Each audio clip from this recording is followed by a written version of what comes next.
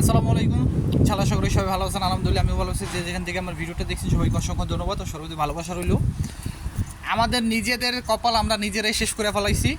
এ বিষয়ে আমি আর কিছু বলুম না, তারপরও না বললেও পারি না। ঠিক আছে, বাংলাদেশ 2025-এর ফ্লো সিতে নাও থাকতে পারে, আর বাংলাদেশ ব্ল্যাক লিস্টে মনে হয় অলরেডি এরকম পর্যায়ে চলে গেছে। এই বিষয়ে কথা বলবো, আর ভিএফএস গ্লোবালের নতুন আপডেট নিয়ে কথা বলবো। তো অবশ্যই পুরোটা ভিডিওটা দেখার চেষ্টা করবে।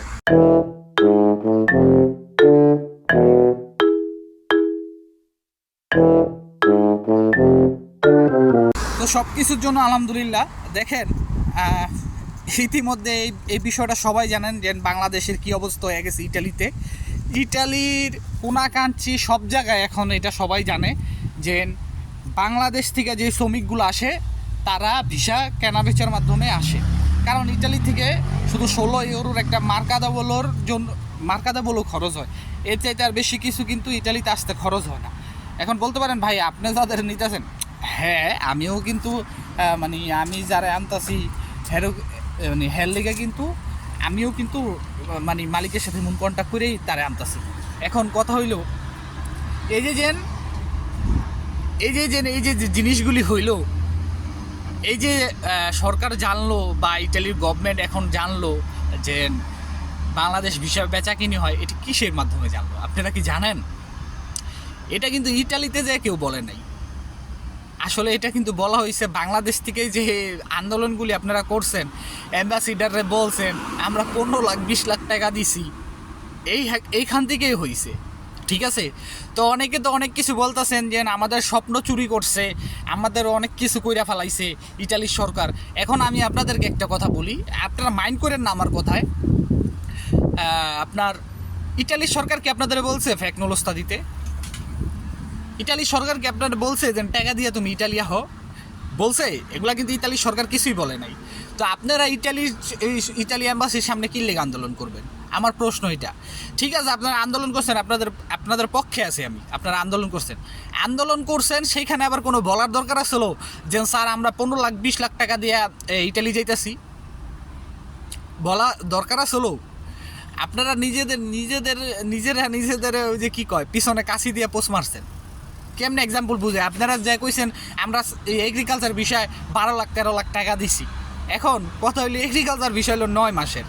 আপনারা এদিকে অ্যাম্বাসিডারের সামনে বলছেন বা সাংবাদিকরা তাদেরকে বলছে, তারপর আরও যে যারা আছে তাদেরকে বলছে। অ্যাম্বাসিডার এগুলি ইটালি গভর্নমেন্টে বলে নাই যে এরকম বাংলাদেশ এরকম অবস্থা। ঠিক আছে, তারা দেরি করতেছে কী জন্য? আজকে কথাগুলি রুটভাবে বলতে হইতেছে। তারা দেরি করতেছে কী জন্য? আমাদের ভুলের কারণেই তো তারা দেরি করতেছে। কই আগে যখন তো আপনার পিছনে যদি দেখেন 2022 সালে 21 সালে যারা জমা দিছে তারা তো 7 দিন 1 মাসে ভিসা পাইছে। কেন পাইছে? তখন কিন্তু এরকম কাগজ আপনার ফেক হয় নাই। এই 2-3 বছরে যে কাগজগুলো ফেক হয়েছে, প্রায় 1 লাখের উপরে কাগজ ফেক হয়েছে। তো এটার দায়ভার সম্পূর্ণ আমাদের, আমরা বাঙালি যারা আছি সম্পূর্ণ দায়ভার আমাদের। এটা কিন্তু ইতালি সরকারের না। ঠিক আছে, এখন এটা আমাদের জন্য একটা উচিত শিক্ষা হয়ে গেল না যে এই যে ভিসা বন্ধ করে দিব বা বাংলাদেশ ব্ল্যাক লিস্টে। আপনি এক্সাম্পল দেখেন, এখন যারা ভিএফএস গ্লোবালে আপনার রিয়েল নলস্তা দিয়ে জমা দিছে, এখন তাদের ভিসা হইব কি না এটা নিয়েই কিন্তু কনফিউশনে পড়ে গেছে গা। অলরেডি আমারও 2টা জমা আছে, এখন এটা নিয়ে পুরো কনফিউশন। ঠিক আছে, এখন এই মানুষের রাতের ঘুম হারাম। আপনারা আন্দোলন করার পরে কিন্তু তারা বলছে যে আমরা যত দ্রুত সম্ভব আমরা ভিসাগুলি 2-3 মাসের ভিতর দিয়ে দিব। আপনারা যেহেতু 18 মাস, একজনের 2 বছর, ঠিক আছে ভাই আমি বুঝি যে অপেক্ষার জিনিসটা যেন কত খারাপ, কিন্তু এখন আপনারা এই জিনিসগুলি করার পরে এখন এই যে জিনিসটা হইলো, এখন তো আপনাদের আমও গেল সালাও গেল।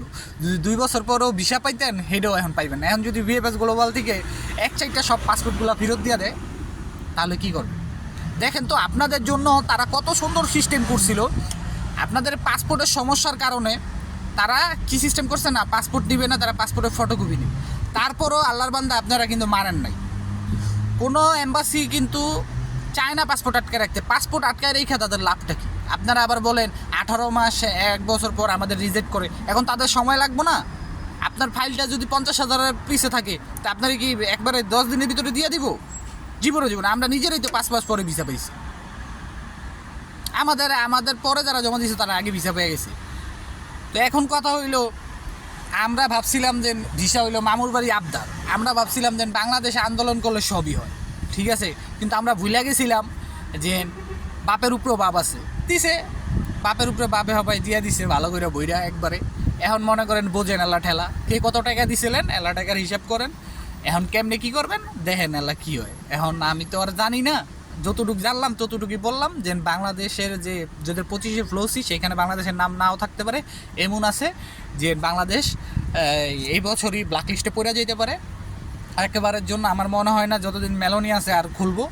আর দ্বিতীয় কথা হইল এই চান্সে মনে করেন যারা আপনার এগ্রিকালচার বিষয়ে এসে আপনার করছিলেন, হাজিলও মারছিলেন, তারাও মনে করেন বিপদে বলেন, মানে বাঙালি যত লোক আছে সবাই বিপদে বললো। ইতালি সরকার ডাইরেক্ট বলছে যে বাংলাদেশ মাফিয়া, ঠিক আছে, মাফিয়া, তারা ভিসা বেচাকিনি করে ডাইরেক্ট, তারা লিবিয়া দেওয়া হয় এই সেই নানান কথা বলছে। কারণ এই বছর সবচেয়ে থেকে বেশি এশিয়া মহাদেশের ভিতরে সবচেয়ে বেশি বাঙালি কিন্তু অবৈধভাবে ইটালিতে আইছে, আশা করি বুঝতে পারছেন। আর যদি কোনো ভুল ত্রুটি থাকে ভাই ক্ষমা করে দিন, ঠিক আছে।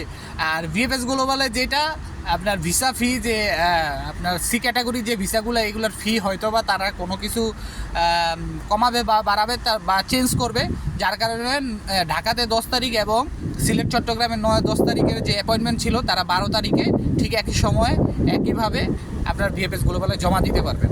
আশা করি বুঝতে পারছেন। তো আজকের মতো ভিডিওটা এখানেই দেখুন। আজকের ভিডিওটা কেমন দেখেন, কি কমেন্টস আহে, যদি আপনাদের কোনো মতামত থাকে কমেন্টসে জানাবেন, অবশ্যই আমি রিপ্লাই দেওয়ার চেষ্টা করবো। সবাই ভালো থাকবেন, সুস্থ থাকবেন, আর ভিডিওটা অবশ্যই শেয়ার করে দিন, আর আল্লাহরে ডাকতে থাকেন। আসসালামু আলাইকুম, আল্লাহ হাফেজ।